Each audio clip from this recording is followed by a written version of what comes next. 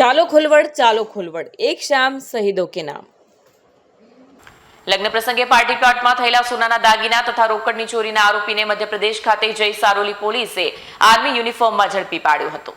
સુરતના સારોલી પોલીસ મથકની હદમાં લગ્ન પ્રસંગે પાર્ટી પ્લોટમાં સોનાના દાગીના અને રોકડની ચોરી થઈ હોય જે અંગે બળવંત હડિયાએ સારોલી પોલીસ મથકે ફરિયાદ નોંધાવતા સારોલી પોલીસની ટીમે તપાસ હાથ ધરી હતી, જેમાં આરોપી મધ્યપ્રદેશનો હોવાનું સામે આવતા સારોલી પોલીસની એક ટીમ મધ્યપ્રદેશના રાજગઢ ખાતે પહોંચી હતી અને આરોપીનો ગામ ગુનેગારોથી ભરેલો હોય સારોલી પોલીસે સ્થાનિક પોલીસ સાથે મળી આર્મી યુનિફોર્મમાં વહેલી સવારે આરોપી ઊંઘતો હતો ત્યારે જ તેને ઝડપી લીધો અને સુરત લાવી આરોપી પાસેથી તમામ મુદ્દામાલ કબજે કર્યો। સારોલી પોલીસ સ્ટેશનમાં નવેમ્બર મહિનામાં ખોડલધામ જે પાર્ટી પ્લોટ છે એમાં લગ્નનો પ્રસંગ હતો। લગ્નની વિધિ દરમિયાન વરરાજાના જે ફાધર છે એમની પાસે 9,07,000ના કેશ અને સોનાના દાગીના સાથેનો જે મુદ્દામાલ હતો એ આખું પર્સ નજર ચૂકવી અને ચોરી અને 2 ઈસમોએ ચોરી કરેલ હતી, જે બાબતે સારોલી પોલીસ સ્ટેશનમાં ફરિયાદ દાખલ થયેલ હતી।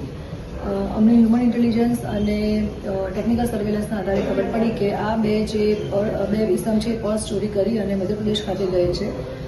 ઇન્વેસ્ટિગેશન દરમિયાન અમને ખ્યાલ આવ્યો કે મધ્યપ્રદેશના રાજગઢ જિલ્લાના બોડા પોલીસ સ્ટેશનનું જે કડિયા ગામ છે એમાં 2 ઇસમ છે, 2 આરોપી, જેનું નામ છે અરુણ ઉમેશ કુમાર કડિયા અને બીજો છે માનવ કડિયા, ઉંમર વર્ષ 21, જેઓએ બંને ભેગા થઈ અને આ પર્સ લઈ મોડસ ઓપરેન્ડી વાપરી અને અગાઉ પણ આવા ગુનાઓ આશરેલ છે, જે ત્રણ ગુના ત્યાં મધ્યપ્રદેશના પોલીસ સ્ટેશનમાં દાખલ થયેલા છે ગુનાઓ। આ આરોપી અને તમામ મુદ્દામાલ સાથે સારોલી પોલીસ સ્ટેશન અત્યારે ઇન્વેસ્ટિગેશન દરમિયાન તમામને એરેસ્ટ કર્યા છે અને તમામ મુદ્દામાલ 9 લાખનો મુદ્દામાલ પણ અમે કબજે કર્યો છે। આરોપી અત્યારે એરેસ્ટ કર્યો છે।